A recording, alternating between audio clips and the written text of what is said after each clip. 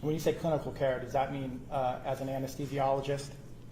Yes, yes. Because the main focus of my clinical work for many years was as providing anesthesia for neurosurgical patients, so what we call neuroanesthesia. So anesthetic care for people who have brain tumors, people who need spine surgery, things of that nature. That was the area of my focus for clinical work for many years. Earlier you mentioned I know I'm going to say it wrong. Say that again. Exenogram? Electroencephalography, or the electroencephalogram. The EEG is what we use as an acronym. That's what I was getting at. So we can use that moving forward? Yes. Okay. And just so we're clear, as we talk about that, the EEG moving forward, what exactly does that do? The EEG measures the brain activity, basically. When our brains are working and our neurons are working, there are changes because of the basically the electrical input, electrical activity going on in the brain related to synapses and changes in voltage and so forth. You can actually measure these changes with the EEG. So it's really measuring changes in voltage across different parts of the brain. And that EEG, the pattern can change depending on if somebody's awake or somebody's asleep, or they've been given drugs, or they're comatose and so forth. So it's one of the monitors that can be used to examine how a patient is react to certain things, or how a drug would work and so forth. And today you still do research? Yes, so part of the work that I'm doing for the company that I work for, the anesthetic company, we're trying to develop new anesthetics and new animal studies, and board from do EEG recordings and blood pressure recordings, things like that. So yes, I'm still doing research. And now you issued a declaration in this case, is that correct? Yes. Okay, and part of that declaration, you attached a curriculum vitae? I did. Your Honor, now. Yes,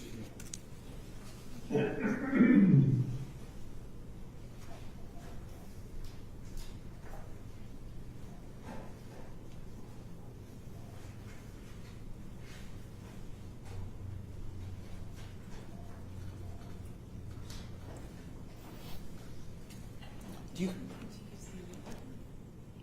That should be the amended one. Okay.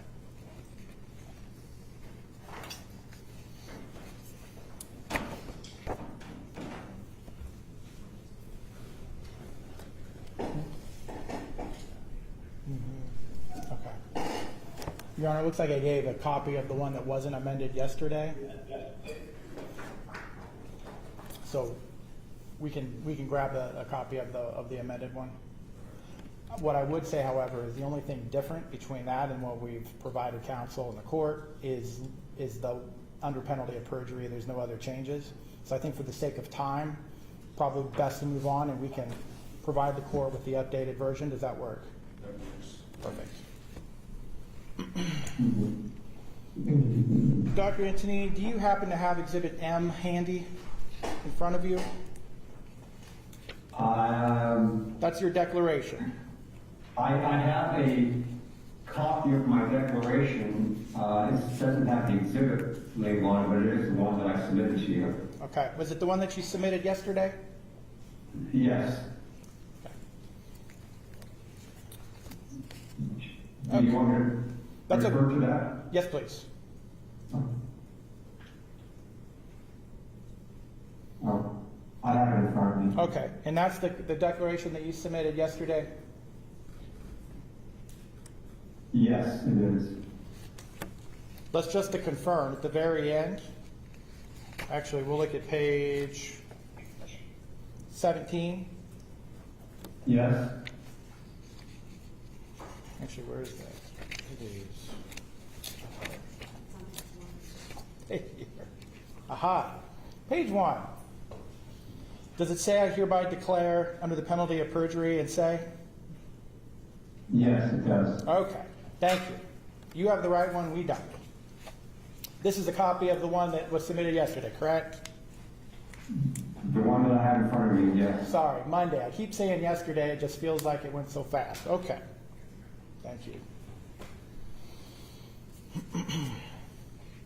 And this declaration has a copy of your CV to it, is that correct? That is correct, yes. The copy that I have in front of me is one that I printed out. I only printed out my declaration because I didn't want to waste a lot of paper on my CV. Okay. Do you have a copy? And just to clarify, this is the copy, or this is the version I submitted on July 14th. As you said, not yesterday, but the day before. Correct, that's right. Your Honor, speaking of that, we have no objection to the addition of Dr. Anthony's CV. All right. The curriculum vitae of this witness will be admitted into evidence without objection as Exhibit 21. Do you have a copy of your CV in front of you? I don't. I can pull up a copy on my computer, but I did not print out my CD. Also, Your Honor, we have an objection to Dr. Anthony testifying as an expert in anesthesiology, but we would reserve an objection to her testifying outside the field of anesthesiology without anything so on. Do you accept that?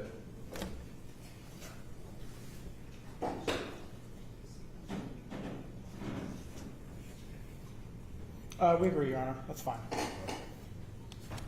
This witness is accepted as an expert in anesthesiology for purposes of this meeting.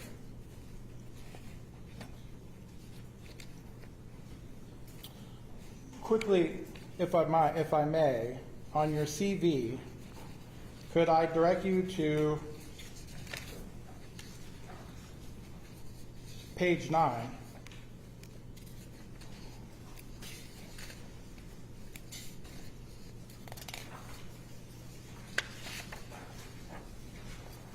Sorry, footnote 9, page 21.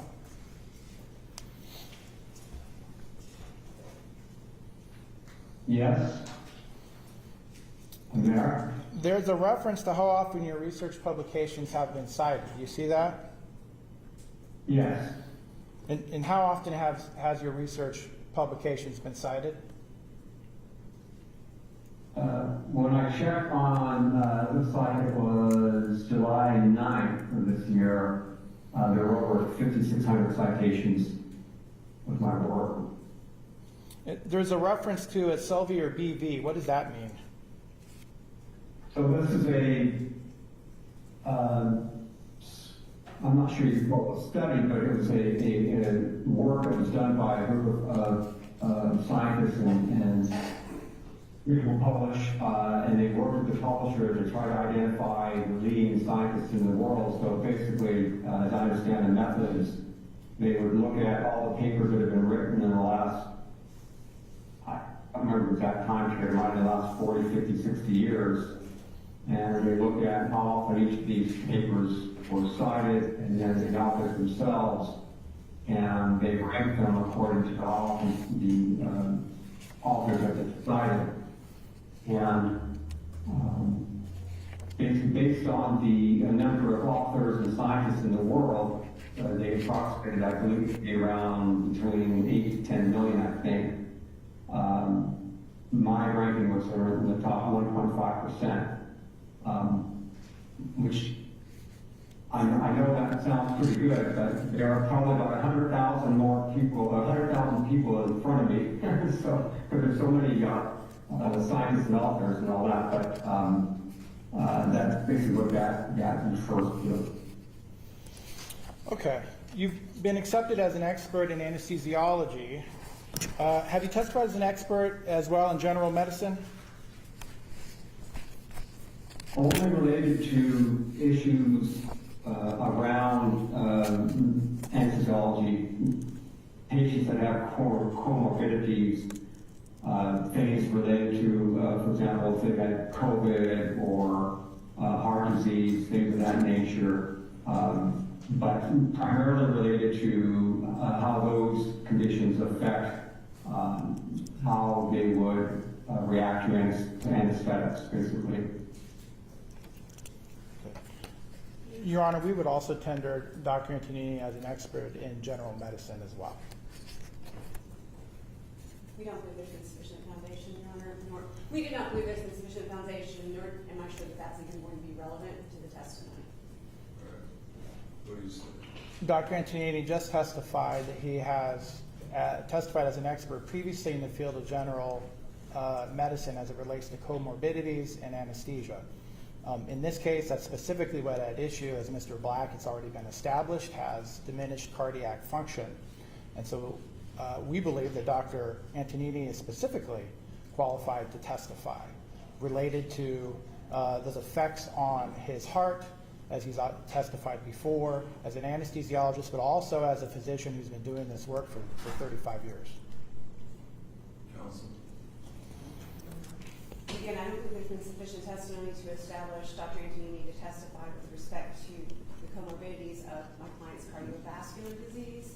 We have had a cardiovascular anesthesiologist, but he is not a cardiothoracic anesthesiologist, and I don't believe there's been sufficient foundation. He can testify, I believe, within the field of anesthesia as far as that goes, but with respect to internal medicine or general medicine, there's not been sufficient foundation. That would be our objection. Why don't we try to ask a few more questions, please? Okay.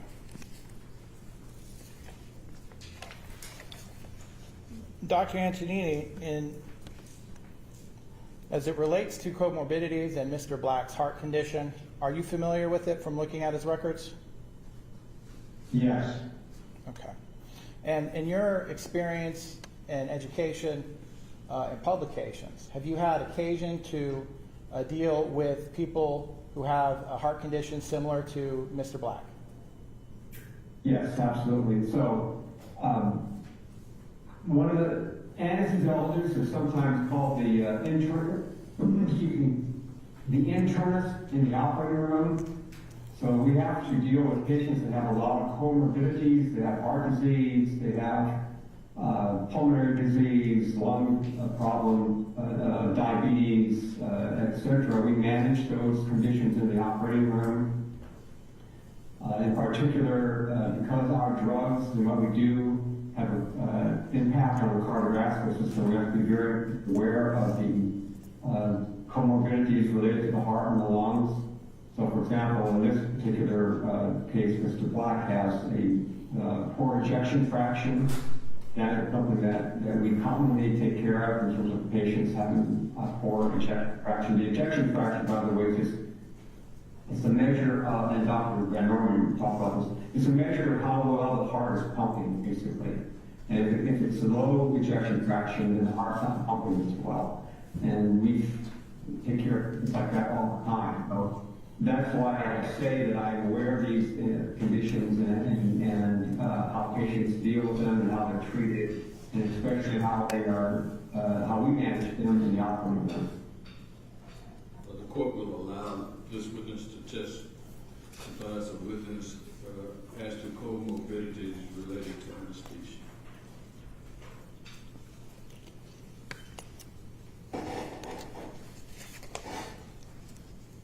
Okay.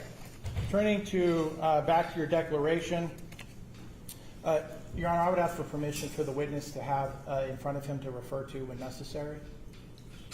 Any objection? No, Your Honor. All right. 2 minutes.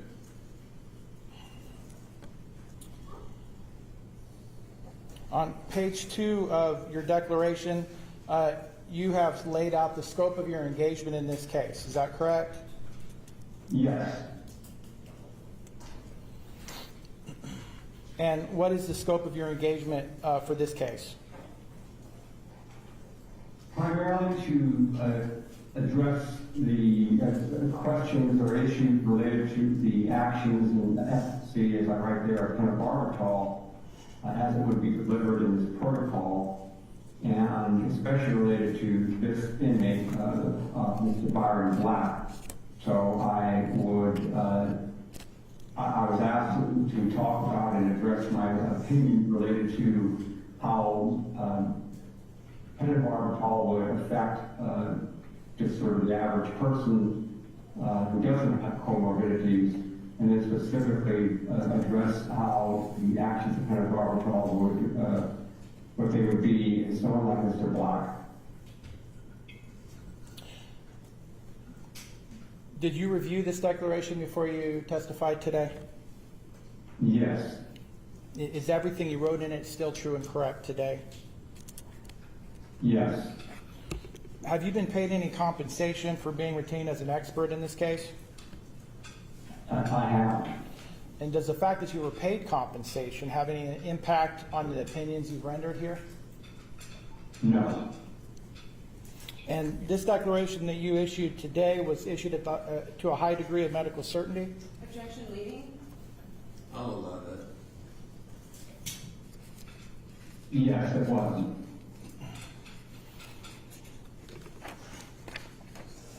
Turning to the third page of your declaration, there's a list of documents you reviewed in preparing your declaration.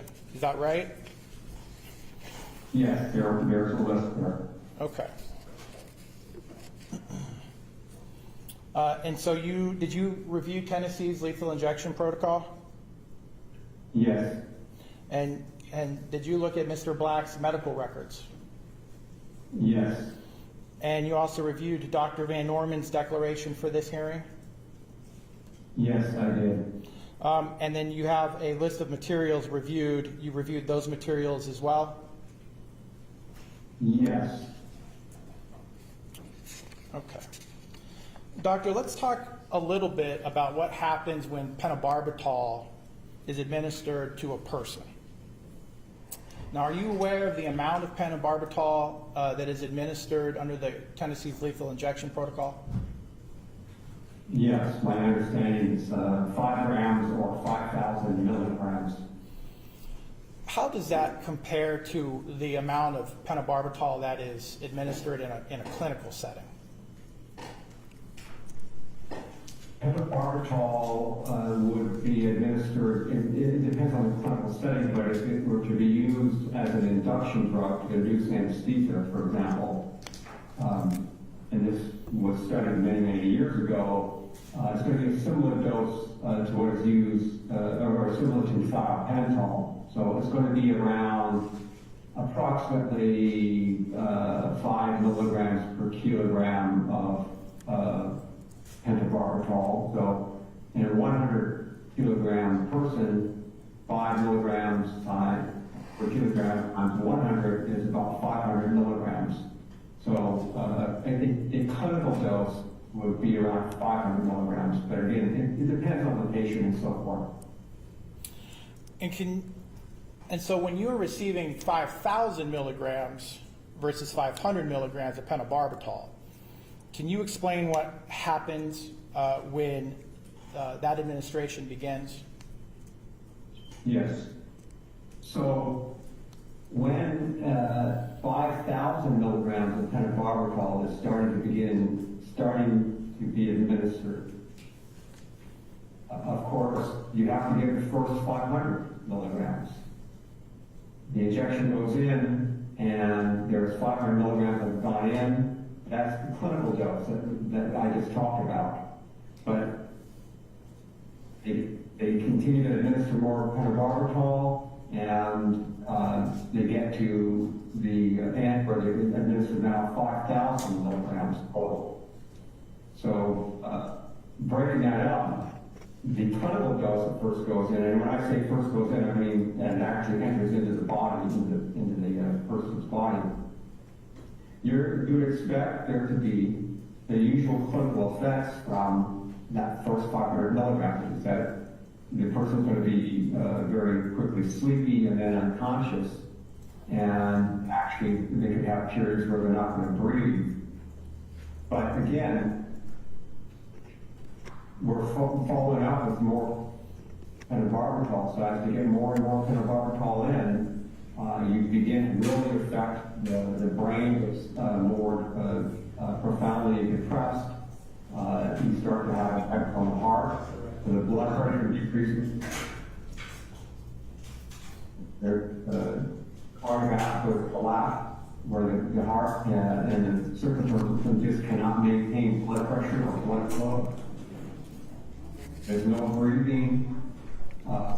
Because there's no breathing and the heart's not pumping very well, the oxygen levels in the body start to decrease, and that decreased oxygen levels also contribute to the profound effects of the drug. So the combination of the deep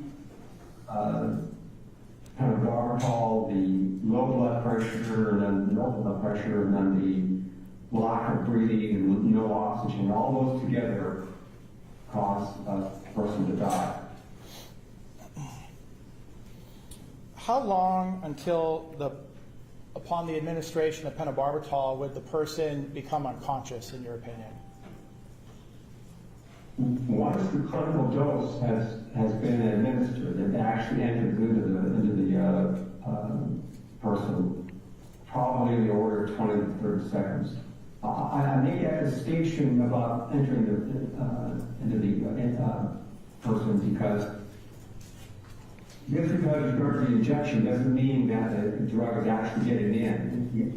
It depends on where the injection occurs.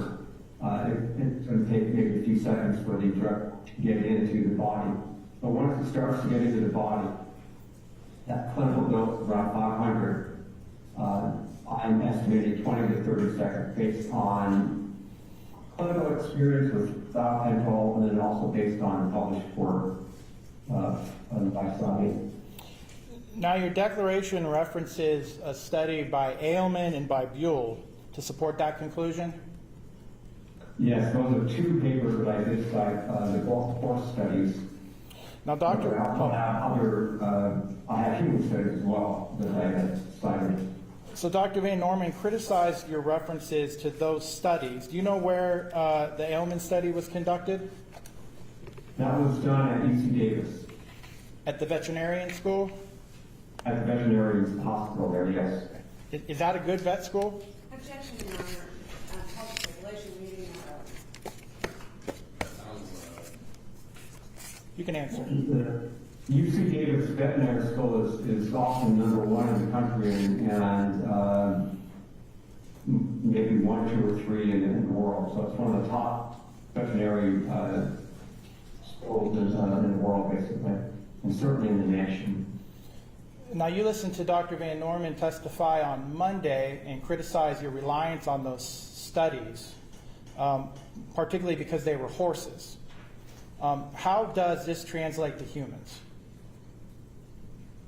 Well, Just to give some context here, I believe this is pretty well established already, there are no studies out there looking at 5,000 milligrams of pentobarbital administered to humans for obvious ethical reasons and so forth.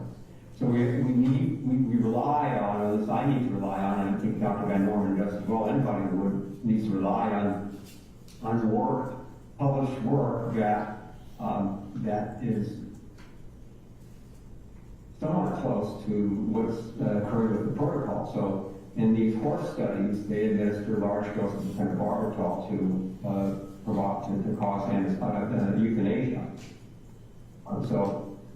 And then the other thing, of course, is that horses are mammals, and animals are in general, but basically they react to these anesthetics in a very similar way to humans. Abuse of horses is not, as a support of my opinion, they're not humans, of course, but the actions relate, I think, very closely. Dr. Van Norman criticized your citation of those studies because there was more than just pentobarbital used. Is that correct?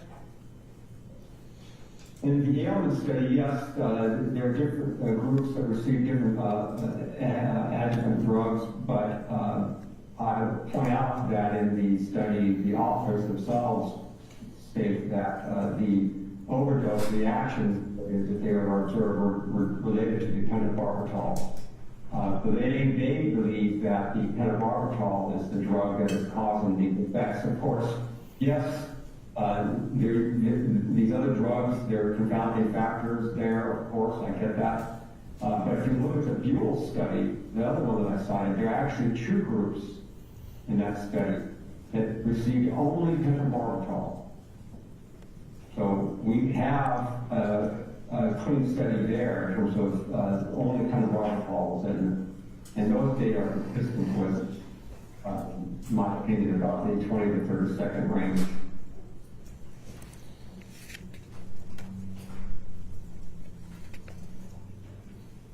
On paragraph 9 of your declaration, you reference the Edelman study as it relates to a case by the United States Supreme Court named Bucklew versus Precythe.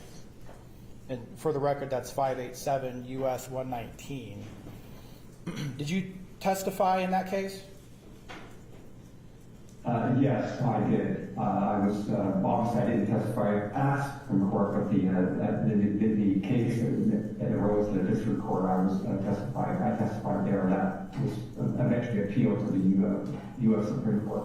And that case dealt with one drug pentobarbital protocol? Pentobarbital, Yes. sorry. I'm sorry, was that a yes? Yes, to pentobarbital, one drug, pentobarbital. And in that case, did you provide the same opinion that you have today, that a person loses consciousness within 20 to 30 seconds of administration of pentobarbital? Yes. And to your knowledge, did the Supreme Court cite to your opinion when rendering its decision? Yes. I have to say, however, that in the opinion, they called me Dr. Michael Antonini and not Dr. Joseph Antonini. I don't know why they got my first name incorrect, but they decided me. Okay. So you had mentioned earlier that as the drugs continue to flow into the body after that initial 500 milligram dose, that it's followed by respiratory arrest. Did I hear that correctly? Yes. What do you mean by respiratory arrest? That basically means they stop breathing. The drug affects the breathing centers in the brain and the lower in the brainstem area, and they stop breathing. And then you also mentioned cardiovascular collapse. What does that mean? That is a term that essentially means that the circulatory system is no longer functioning.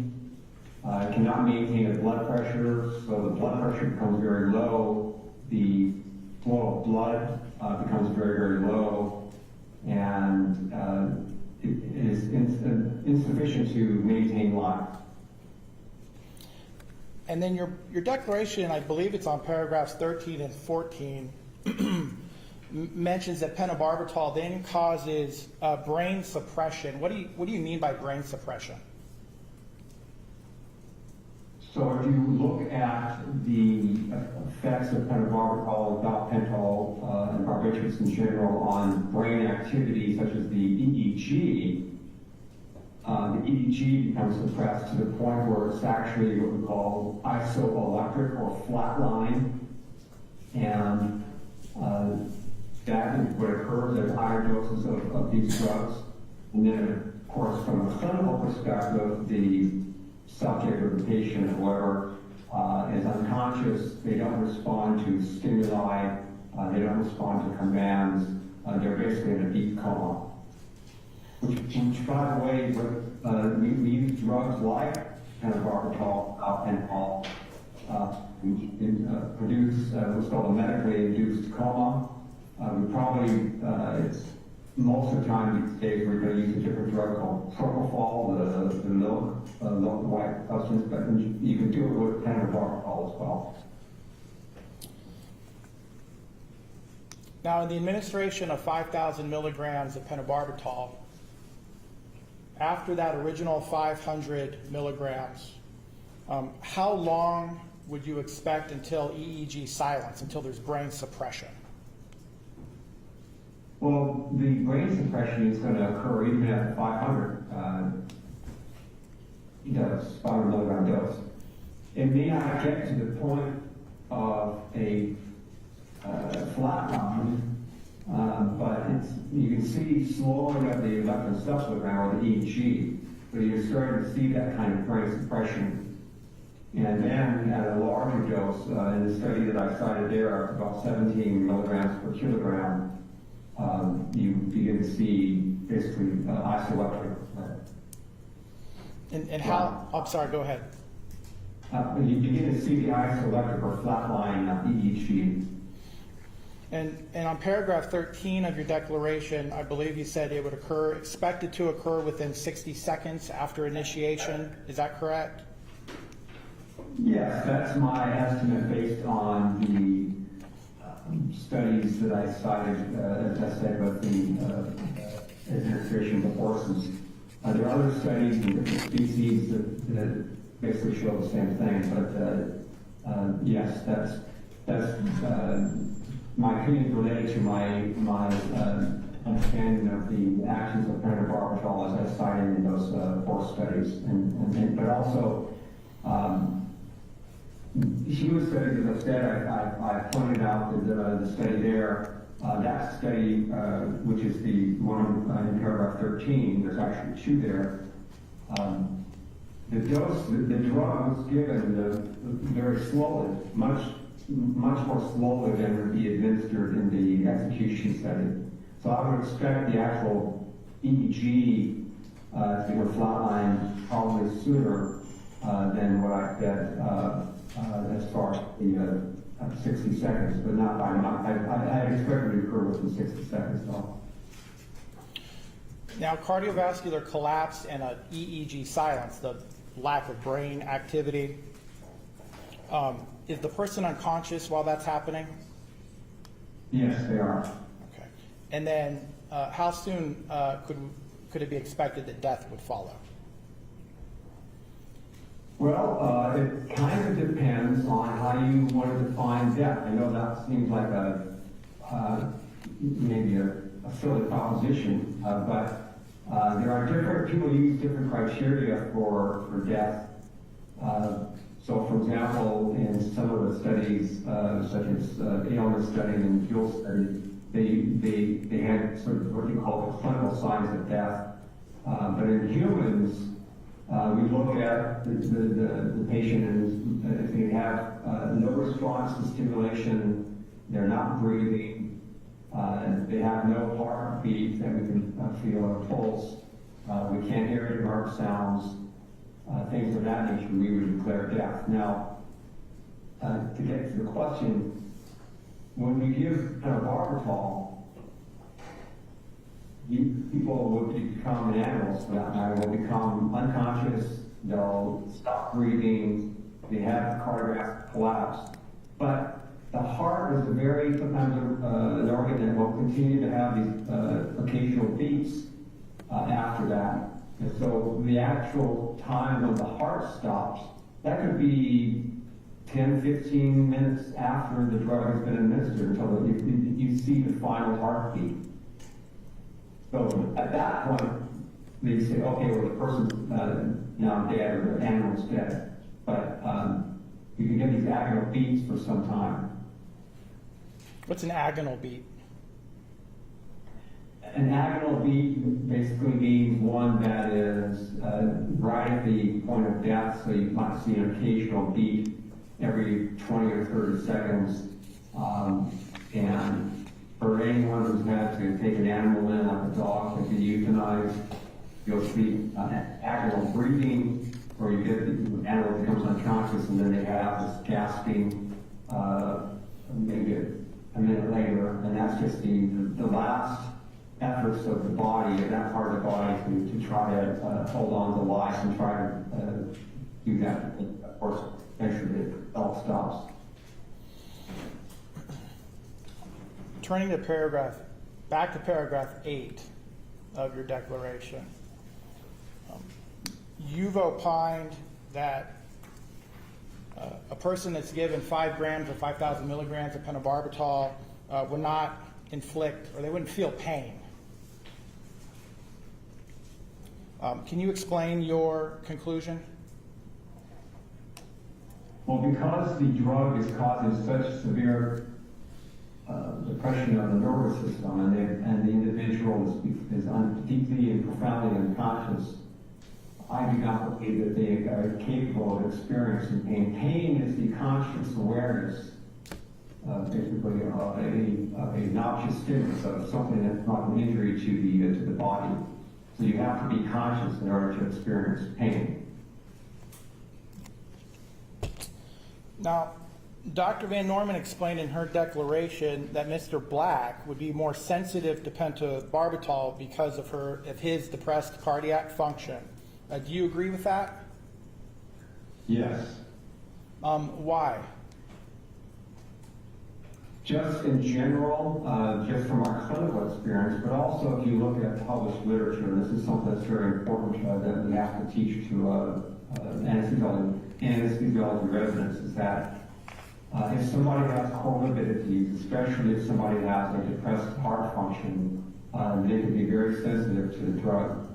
So they can get a little bit of the drug, and then they can become unconscious at a dose that is different or lower than a normal person.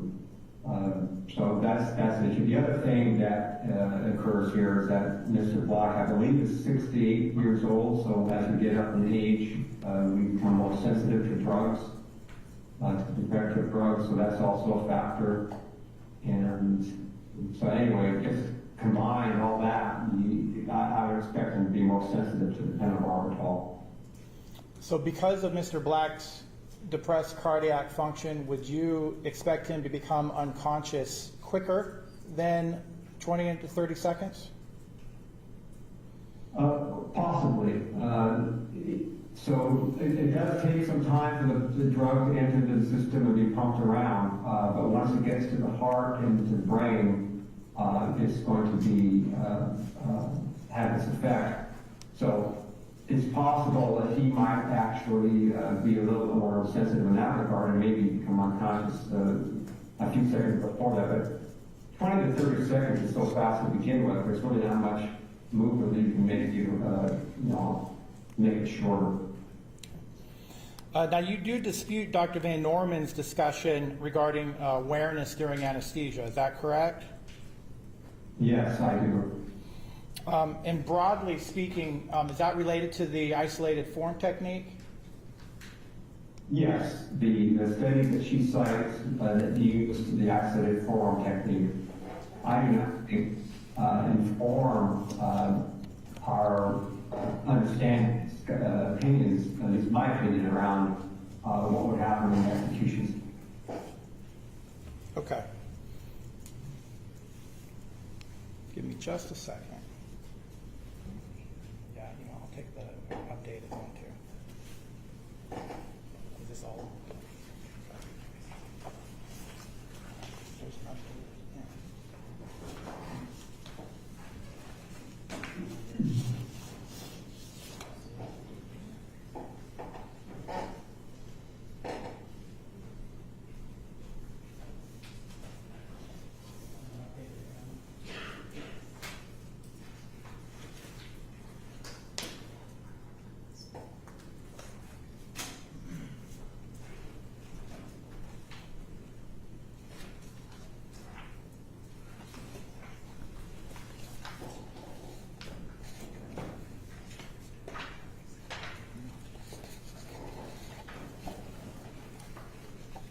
Your Honor, now that I've provided the court with the correct exhibit M, we've move that into evidence. Any objection? Just with respect to our earlier objection, which I think the court's already overruled with respect to paragraphs 24 and 26. The amended declaration is admitted into evidence over the evidence. Now, Dr. Antonini, there were 4 studies regarding awareness that Dr. Van Norman cited as it related to the isolated form technique. Are you familiar with those studies? Yes, I am. If you could, there is Exhibit E that should be already provided to you. Do you have that in front of you?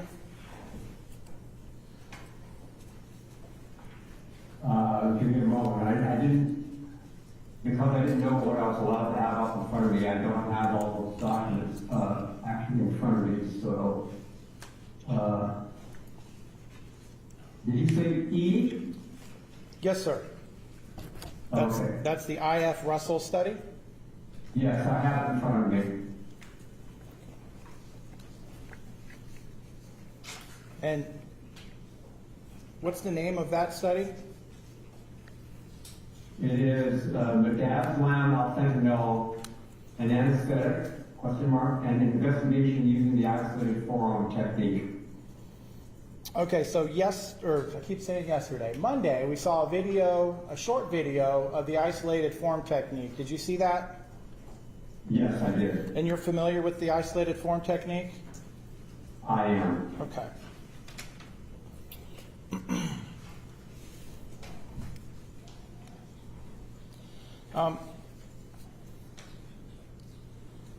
Dr. Van Norman had criticized your declaration related to these because you had said they used light anesthesia. Do you recall hearing that? Yes. Does this study use light anesthesia? In my opinion, it does, and in fact, I think the author even describes the anesthetic in those terms. I got to look for that, but for example, in the abstract of this paper, he writes this low-dose IV anesthetic technique.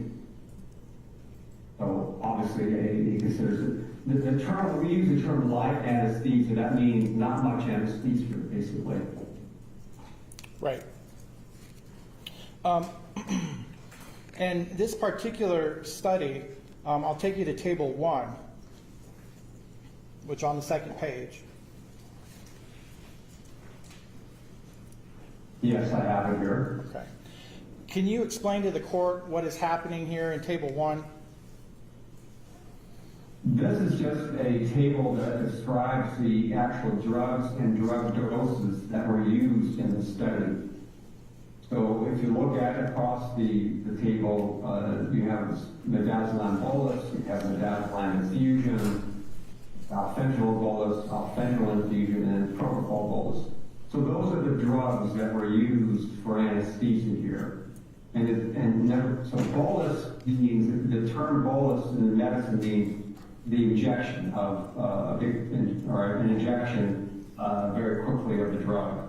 And then the infusion means that it's now being given over time at a lower dose than with the bolus.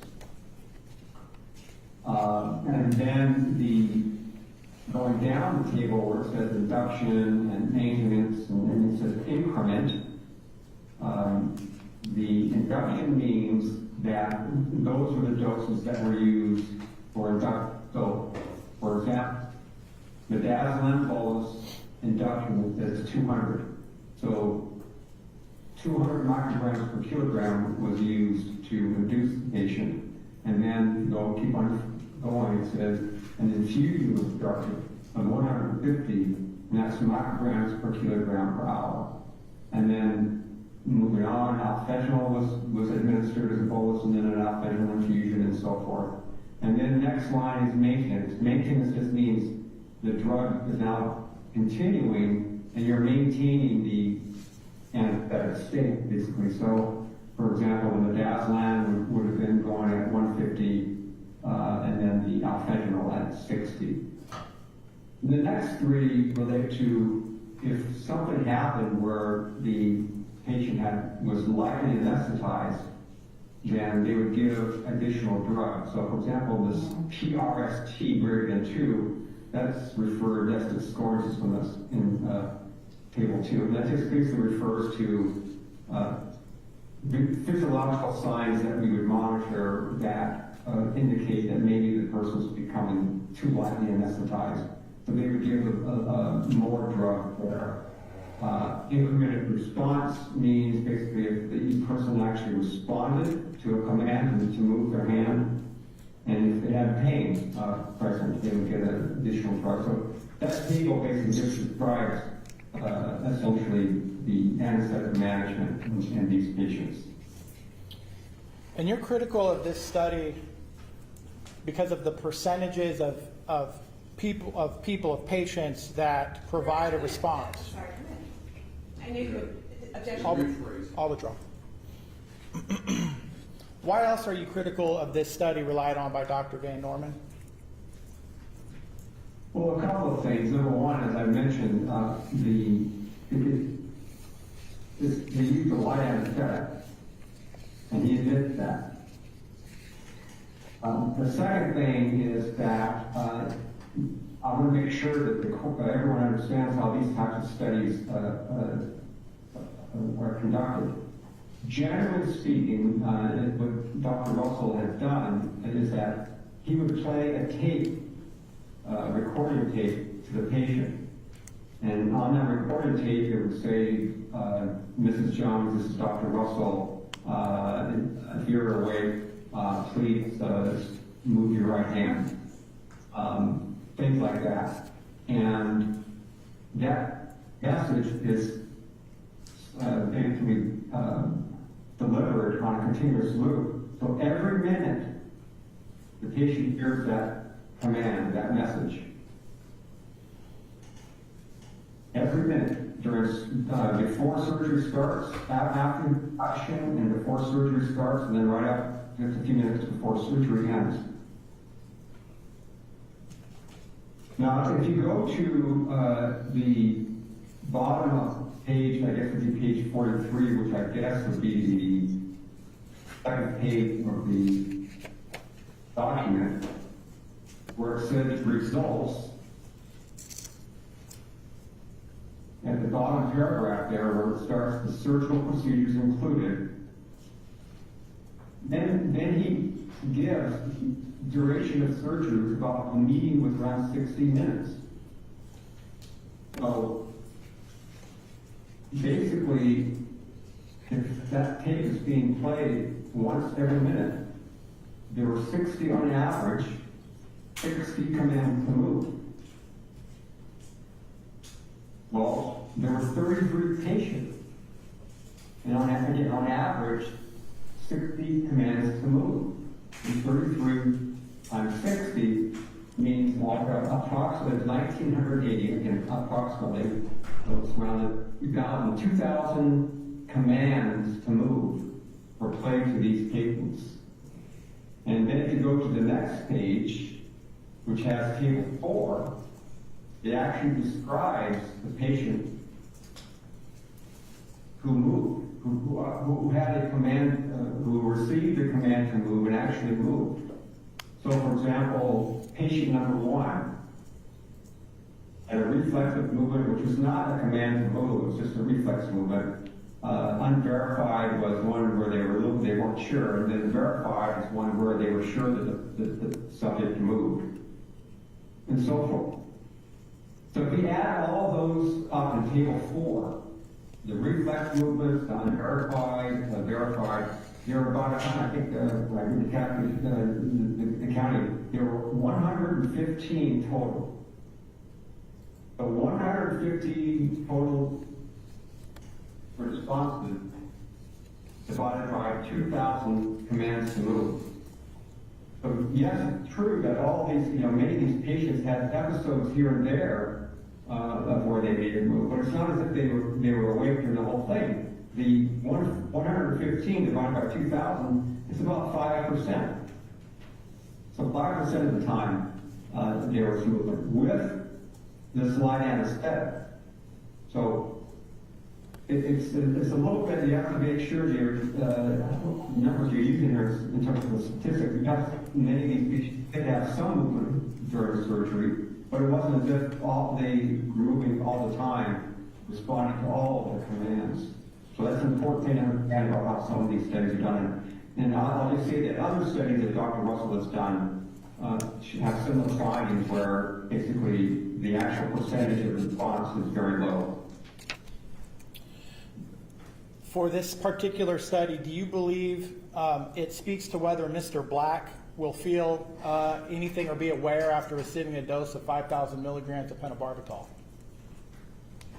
The study here, of course, used drugs that are in a different class, but I don't see this as being able to support the contention that 5,000 milligrams, that somebody would be aware after 5,000 milligrams of pentobarbital. It's just 5,000 milligrams of pentobarbital is such a massive dose relative to the dose of drugs that were used, that was used, I should say, or were used in this study here. It's not comparable. While I pass these out, if you could pull up Exhibit W. May I, Your Honor? Yes, you may.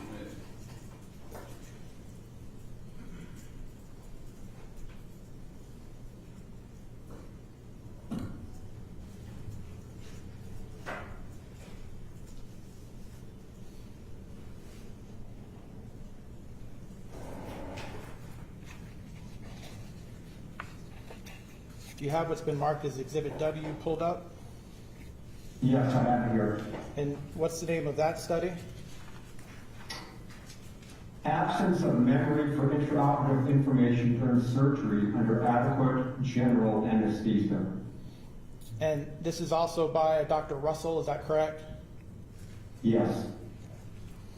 And this was a study that is relied on by Dr. Van Norman, is that correct? Yes. And you dispute her characterization of the amnesia used in this study? Objection leading.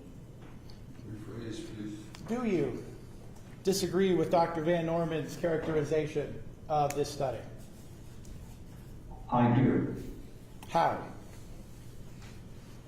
Well, first off, again, if you go to the abstract and elsewhere, you can see here,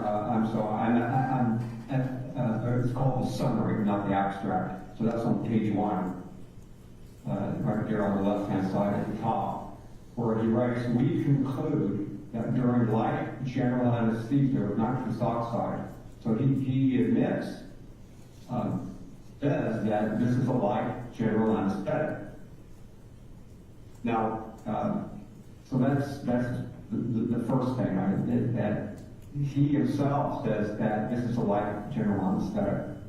Now, this particular study, his main purpose here was that there was this issue around whether people can form memories during anesthesia.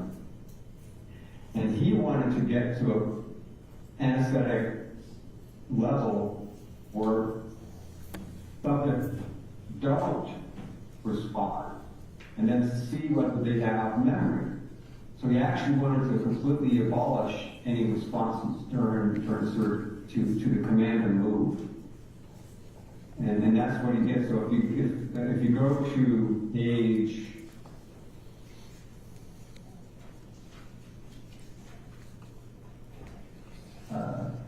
third page of the document, or page 5 of the actual published paper, on the right-hand side. Excuse me, Your Honor, I seem to have multiple copies of page 1. Oh, you can have mine.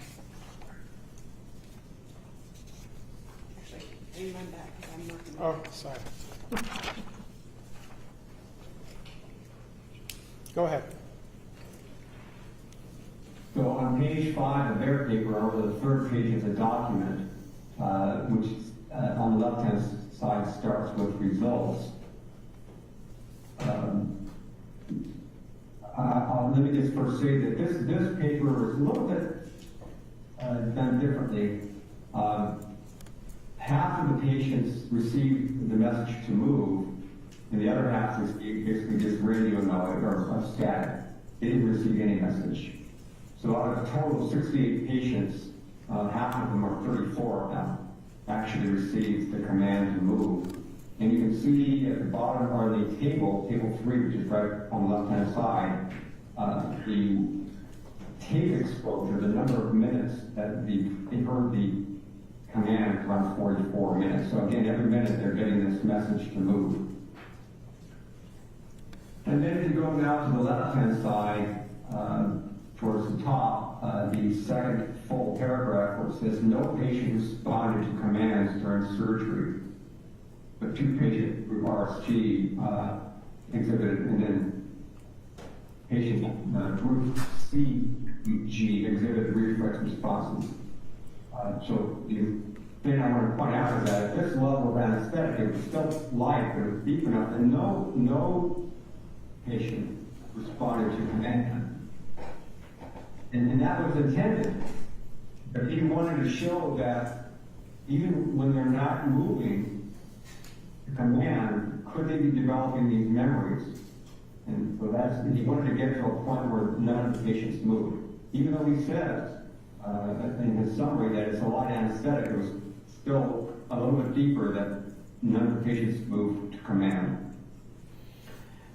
There are, if you go to in fairness, there are in the appendix of this paper, which is at the very end of the article, some of the patients had movements that were outside or at the beginning of anesthesia and then at the end, and some of those, again, are going to be related to light anesthesia, but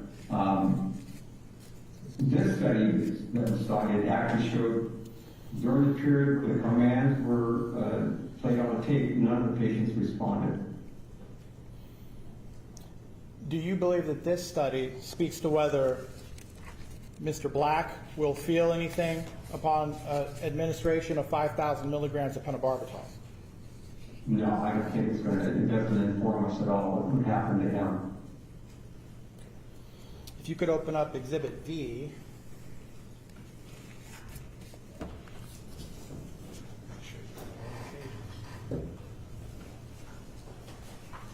V as in Victor. V as in Victor. V as in Victor. Yes, okay.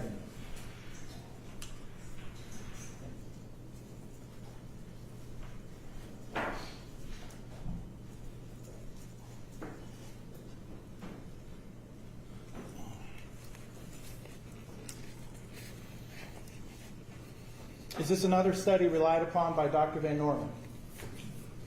Yes, it is. And what's the name of this study? Adequacy of general anesthesia for cesarean section. So this is cesarean sections. How is that surgery different than the other studies that we've talked about previously? So in a typical surgery, elective surgery, even not elective surgery, the patient would be on the operating room table and they would receive the anesthetic. Often we place the breathing tube in, and during that time and afterwards, the nurses will scrub the surgical site and sterilize it. So, for example, if you have an arm surgery, they would put betadine on the arm and clean it up and get it the antiseptic, basically not sterilization, but the antiseptic on. And then they would use sterile drapes, get it ready. The surgeon will put those on. The surgeon has already scrubbed in, and then the surgeon would make the incision. That's an arm surgery, for example. So the time between when the induction of anesthesia occurs and when the incision occurs may be 20 or 30 minutes, or sometimes even longer. I've had cases where it's been 2 hours because of just positioning and so forth. So that's what happens in a non-cesarean section setting. In a cesarean section, under general anesthesia, of course, one of our main concerns is that we want to minimize the amount of drug that gets into the baby. So the woman is placed on the table, she's awake. The nurses scrub the abdomen and they put the antiseptic on with betadine. The surgeons scrub in, they put on the sterile drapes, and the surgeon's gown and glove, and literally has the scalpel in his or her hand, right above the abdomen. Other is still awake. And then they say they're ready to go, and we say, okay, so we induce anesthesia, and then we place the breathing tube into the mother, and once we confirm that the breathing tube has been placed, they proceed, they actually make the incision.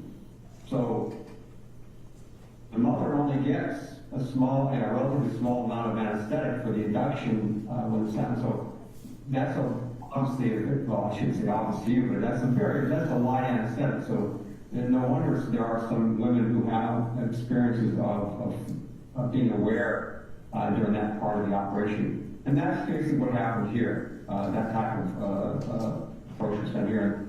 The mother's, I said, informed technique. And the authors documented that the mothers were aware and moving during that period of time. But again, if you go to the second page of this document, which is page 85 of the paper, on the left-hand side, towards the top, in the middle of that paragraph, it says thiopental, 3 milligrams per kilogram, 250 milligrams maximum was used. So that's a pretty low dose of thiopental. So it's no wonder that some of these women, they moved in response to command. I don't know that any of them had any memory of that, but they moved. And again, because of the likeness. Does this study characterize the amount of anesthesia as being light anesthesia? Yes. I believe it was in the discussion here.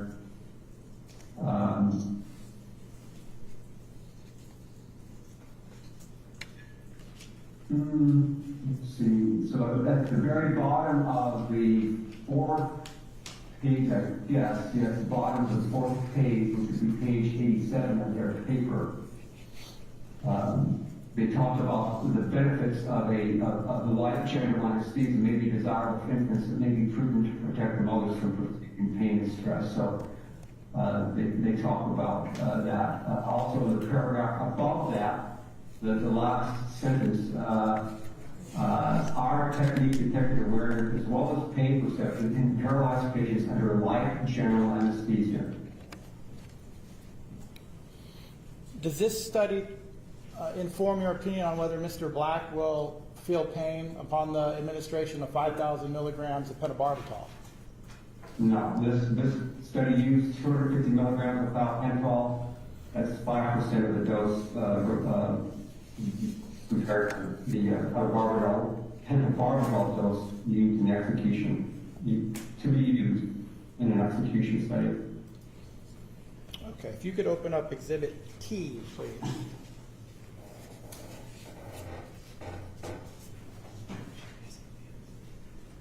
Yes, I have that here.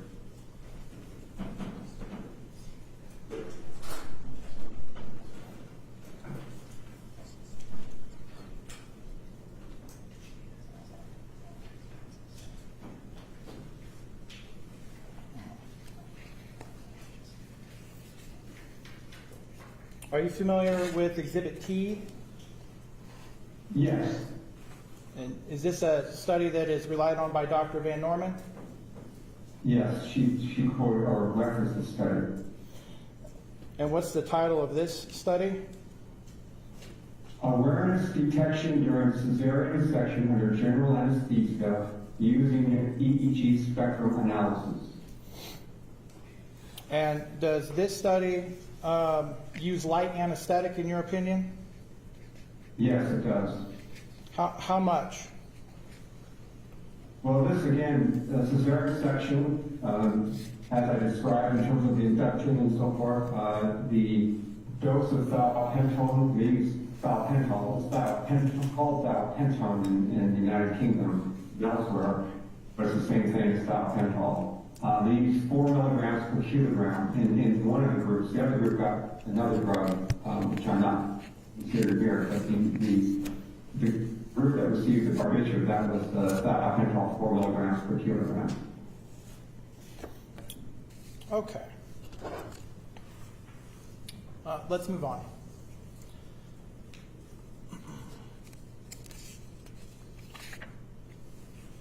Did you, on Monday, while listening to testimony, hear Dr. Van Norman discuss pulmonary edema? Yes. Your Honor, at this time we object to Dr. Antonini testifying about anything about pulmonary edema. He's not been accepted as an expert in the area of general internal medicine, and this would be beyond the expert testimony for which he is limited. Your response, counsel? Dr. Antonini has specifically testified as an expert as it relates to pulmonary edema in previous cases. He's also been accepted as an expert in this case related to comorbidities and related to what happens when the body receives a large dose of pentobarbital. I will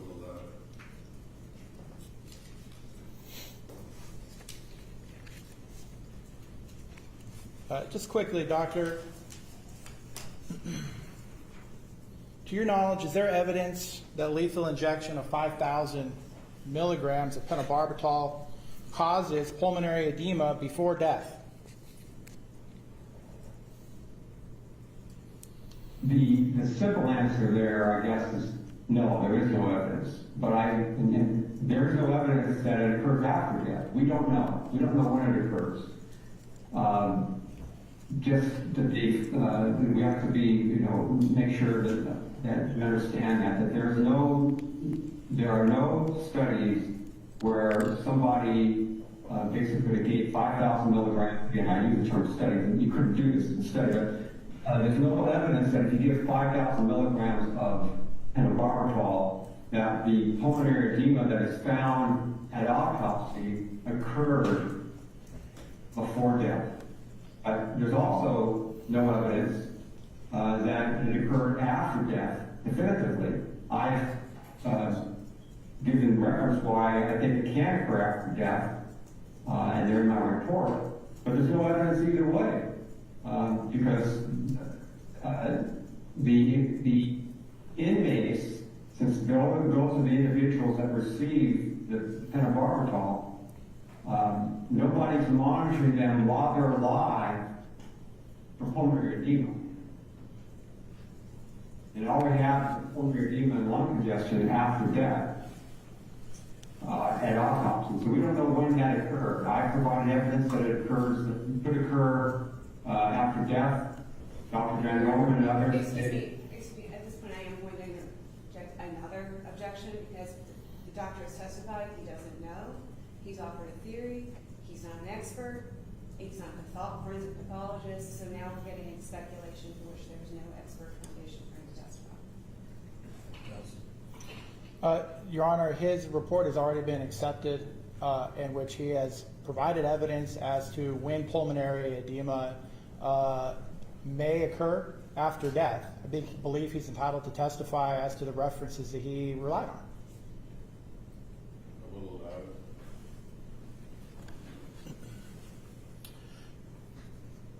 Doctor, we'll have one question more about this and move on. If Mr. Black were to develop pulmonary edema prior to his death, after receiving 5,000 milligrams of pentobarbital, in your opinion, would he feel the effects of that pulmonary edema? No, he would not. Why is that?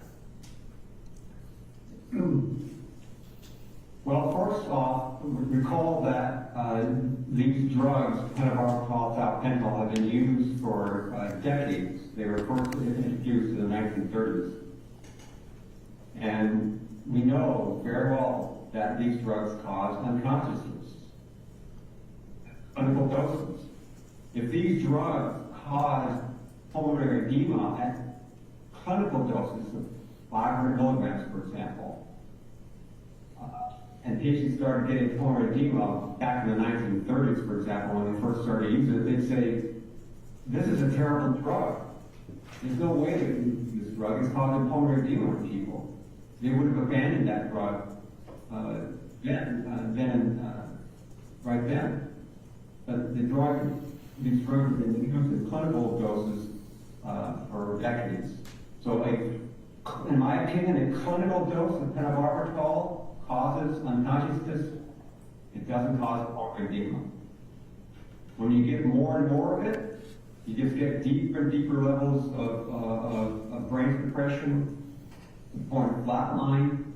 And if pulmonary edema started to occur before death, the pentobarbital is in that brain and making the person unconscious, and they're not going to experience that. They're going to be unconscious, unable to feel pain of any sort. I I want to turn your attention to paragraph 27 of your declaration, which I believe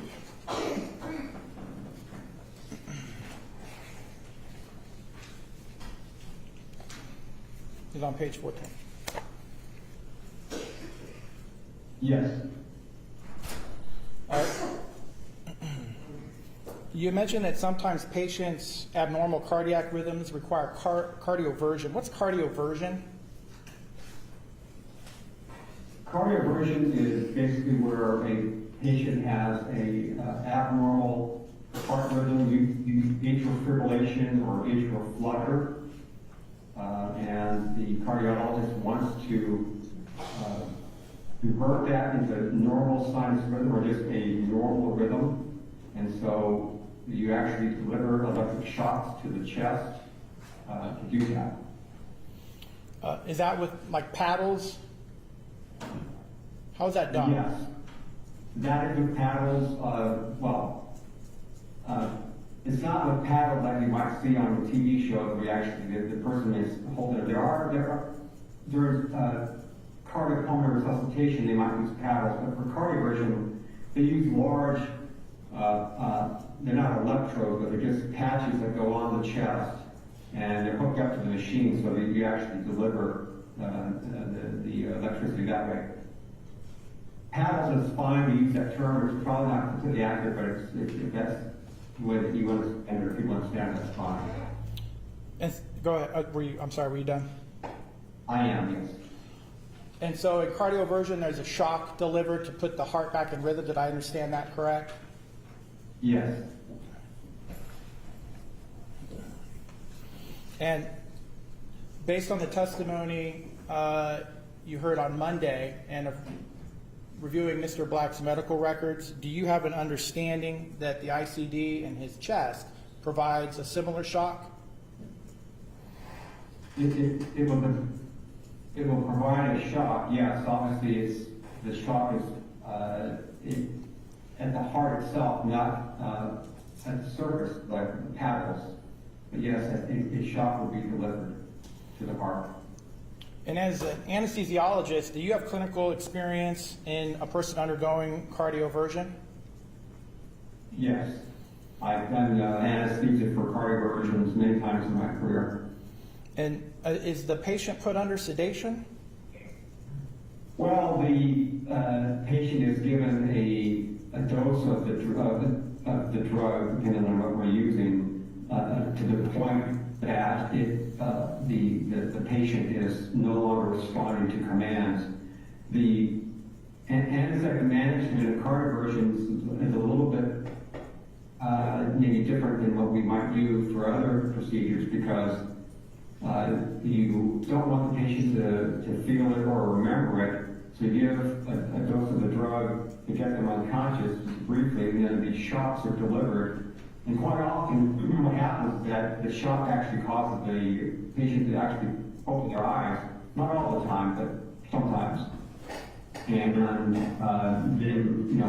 hopefully the rhythm is now normal sinus rhythm, and they've been cardioverted, they're awake, and then we can go ahead and send them back to their ward, or they can go home. I mean, obviously we have to wait a few minutes for recovery, but that's basically how we would do that. We don't want them to be at a really deep level because then they could be asleep for a long time after the cardioversion has occurred. Did you ever have an occurrence where a patient needed more anesthetic for more shocks? Yes. Sometimes the cardioversion doesn't work the first time, usually because they start out at a low, I say low dose of electricity, but it's a low energy. And then if that doesn't work, they go up to higher energies, basically to try to shock the heart. And would you say that the level of sedation given to the patient is a light sedation? It's light anesthesia, light sedation. It's probably I would call heavy sedation / light anesthesia. And I know you may have mentioned this. What is the level of sedation compared to what Mr. Black will receive with pentobarbital? It is much lighter. The level for cardioversion is much lighter than what would occur with pentobarbital. Pentobarbital, as I said, is a profound unconsciousness at the 5,000 milligram dose, profound unconsciousness, and the amount for cardioversion is much, much less than that, whereas it's light again. So there's a big difference between the two. And in cardioversion, in your experience, did the patients feel the shocks? They sometimes would respond, and so they would feel it. They would have a response. Almost always they have no memory of it, but they do have they do respond to it. Even when, so typically what will happen is that you will see the body and chest movement just like you see on TV. You'll see a little bit of some jolting of the muscles and things like that. And sometimes that's all you see. Sometimes the patients might groan afterwards. Sometimes they open their eyes. But that's basically what we would do. Quite frankly, in the practice that we have at UC Davis, ideally, you would want the level where the shots are delivered and the patient opens their eyes, and they might even say, they might no longer groan, but they open their eyes. Because if they convert, you want them out and be able to wake up and be on their way. Now, if they require additional thought, then we might need to give additional anesthesia. Based on that experience and your experience as an anesthesiologist, do you have an opinion as to whether Mr. Black will feel the shocks from his CID after being injected with 5,000 milligrams of pentobarbital? It is my opinion that he will not have any experience of that. He will be deeply unconscious. He will not have any experience or pain from those shots because deep unconsciousness produced by the pentobarbital. Thank you. No more questions at this time, Ron.